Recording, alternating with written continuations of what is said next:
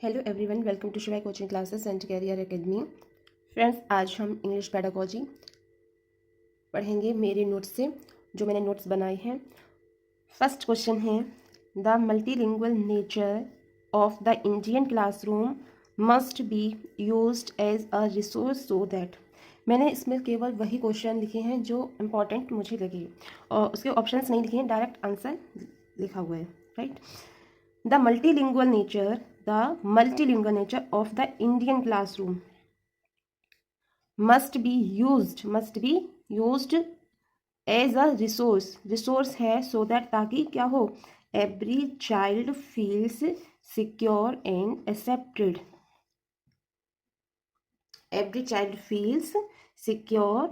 accepted, जब Indian classroom में multilingual language हो, बच्चे अपनी भाषा में बात कर सकें, तो वहाँ पर बच्चे कैसा महसूस करते हैं, secure and accepted, right. Next question है, an English text books for class first, right, starts with pictures. आप लोग क्वेश्चन समझने का प्रयास कीजिए, क्योंकि अगर आपको क्वेश्चंस क्लियर हो जाएगा तो आप आंसर भी अच्छे से दे पाएंगे, राइट। क्योंकि पेडागोजी में कुछ भी याद करने के लिए नहीं होता, वो सब समझ पर आधारित होती है पेडागोजी, इसलिए हर क्वेश्चन को समझते हुए चलिए। और हिंदी बताने की मुझे आवश्यकता नहीं है, क्योंकि ये आप खुद टीचिंग एग्जाम की तैयारी कर रहे हैं, तो आपको इतना तो समझ में आना ही चाहिए। N English text books for class first starts with pictures, poems and stories, and ends with alphabet in the end, right। इतनी लाइन क्लियर हो गई होगी। An English text books for class first starts with pictures,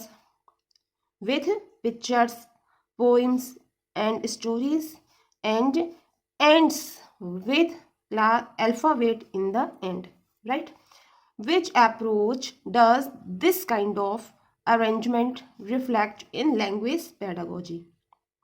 Which approach does this kind of arrangement reflects in language pedagogy?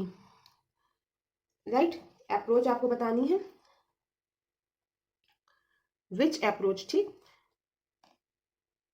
जो class first की book होती है वो starts होती है किसके साथ, पहले क्या होता है, पहले हम बच्चों को क्या सिखाते हैं कि पिक्चर से बताते हैं, ये एप्पल का पिक्चर है, ये मैंगो का पिक्चर है। उसके बाद बच्चों को पोएम याद कराई जाती हैं, फिर बच्चों को कहानियाँ सुनाते हैं, फिर लास्ट में जो क्या होता है, अल्फ़ाबेट्स आते हैं। बाद में बच्चा ABCD पढ़ना शुरू करता है। पहले क्या, जब बच्चा छोटा होता है, प्ले ग्रुप का होता है, तो केवल उसे पिक्चर्स दिखाए जाते हैं। अगर आप क्लास में बच्चों के देखा होगा, छोटे क्लास के बच्चों के, तो जैसे प्ले स्कूल होते हैं, प्री स्कूल होते हैं, तो उनमें पोस्टर लगा दिए जाते हैं कि बच्चा पोस्टर से सीखे, ये 1 है, ये 2 है, ये मैंगो है, ये बनाना है, ये पपाया है। इस टाइप से वो पिक्चर्स के थ्रू बच्चे जान जाते हैं। फिर बच्चों को पोएम याद कराते हैं खेल खेल में, राइट। जैसे छोटे बच्चों, जैसे आप जानते हैं, जॉनी जॉनी यस पापा, ऐसे ऐसे सब बच्चों को पोएम याद कराई जाती हैं। फिर जब बच्चा पिक्चर्स के थ्रू सीख जाता है, पोइम्स के थ्रू सीख जाता है, स्टोरी सुनाते हैं बच्चों को, फिर बाद में उसकी पढ़ाई स्टार्ट होती है, अल्फ़ाबेट्स स्टार्ट होते हैं, ABCD, राइट। तो ये अप्रोच है, ये अप्रोच कौन सी होती है, ये अप्रोच होती है टॉप डाउन अप्रोच, ठीक। Next question, while checking the notebook, ठीक, the teacher observed, while checking the notebooks, the teacher observed that a child has repeatedly made some errors in writing, such as reverse image as B, ये है dash D, right, M dash W. The child is showing the sign of पूछा गया है, while checking the notebooks, the teacher observed that, क्या teacher observe करता है कि a child has repeatedly made some errors, the child has repeatedly made some errors in writing, कि जो बच्चा होता है वो राइटिंग में कुछ गलती करता है, और उसको वो गलती है वो अच्छा वो दोहराता है, such as reverse image S B dash D, B को डी बना देता है, एम को डब्ल्यू बना देता है, या डब्ल्यू को एम, या डी को बी, बी को डी। इस तरह से बच्चा जो मिस्टेक करता है, एरर करता है, वो दोहराता है। The child is showing the sign of, ये किसका शाइन होता है? ये साइन होता है लर्निंग डिसएबिलिटी का। The child is showing the sign of learning disability, right. Next question,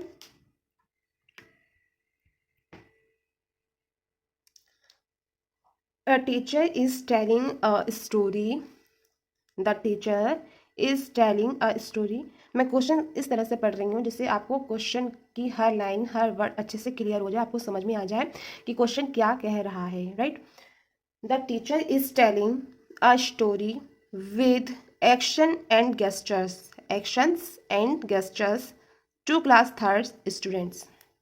The teacher is telling a story with actions and gestures to class third students, right? After this, she asked them to draw picture on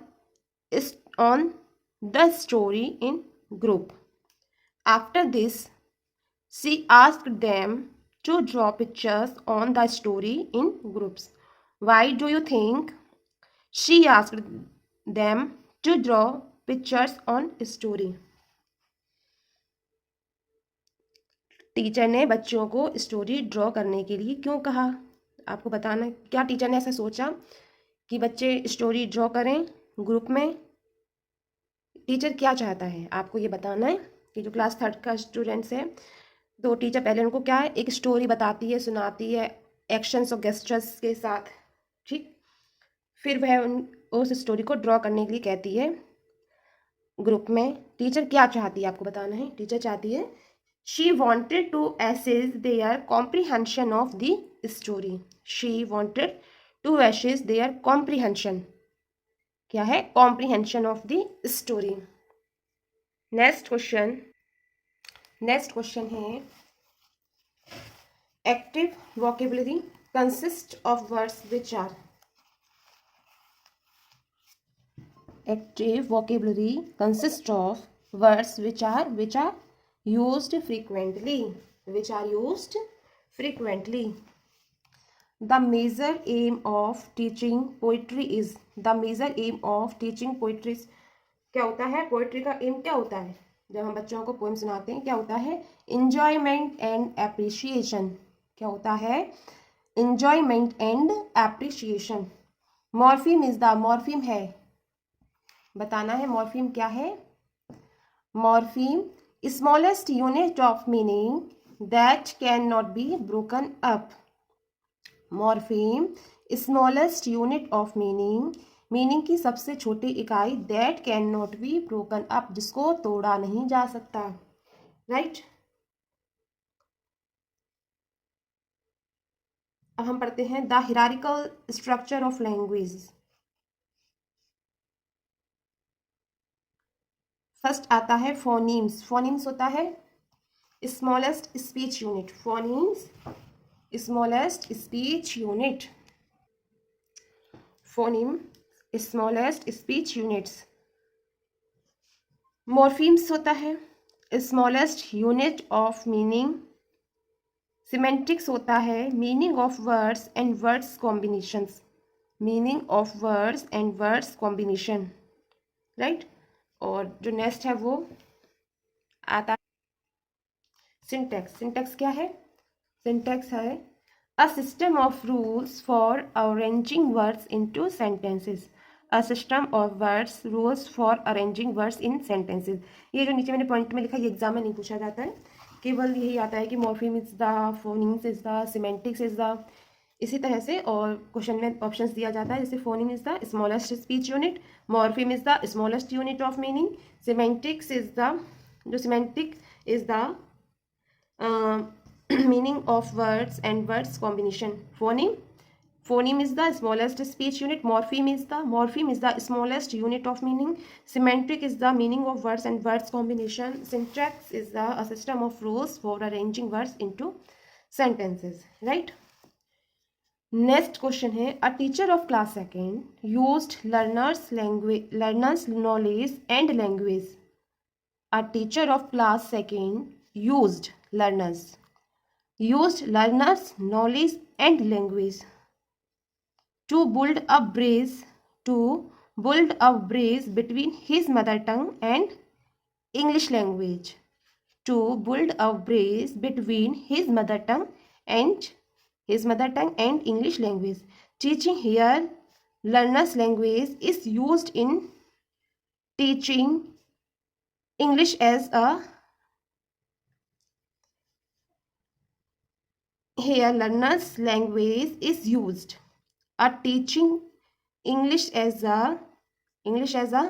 resource. Class second का जो teacher होता है वो class में क्या करता है कि बच्चों के मध्य जो बच्चों की जो भाषा होती है, उनकी जो मदर टंग होती है, उसको क्लास में यूज़ करता है, और वो अपनी जो इंग्लिश लैंग्वेज होती है उसको भी यूज़ करता है। तो उससे क्या होता है कि बच्चों के टीचर क्या करता है कि बच्चों के मध्य इंग्लिश लैंग्वेज और मदर टंग का पुल बनाने की कोशिश करता है कि बच्चों का दोनों भाषाएं अच्छे से उनको क्लियर हो जाएं। राइट। तो टीचर जो जिसका ये पढ़ाने का तरीका, वो किसका काम कर रहा है, वो काम है वो उन दोनों भाषाओं के बीच रिसोर्स का साधन है कि टीचर क्लास में जो बच्चों की भाषा है उसको यूज़ कर रहा है, ना कि वो केवल इंग्लिश लैंग्वेज ही पढ़ा रहा है, वो इंग्लिश लैंग्वेज के साथ साथ बच्चों की मदर टंग का भी यूज़ कर रहा है। नेक्स्ट क्वेश्चन है basic. BICS stands for, BICS की जो फुल फॉर्म है वो क्या होती है, वो होती है basic interpersonal communicative skills. BICS stands for basic interpersonal communicative skills. Friends, ये थे आज की पेडागोजी के कुछ क्वेश्चंस एंड कुछ डेफिनेशंस। अगर आपको आज का ये वीडियो अच्छा लगे प्लीज़ एक लाइक कीजिए, कमेंट कीजिए, चैनल पर नए आए हैं तो सब्सक्राइब जरूर कीजिए। Till then take care, bye bye.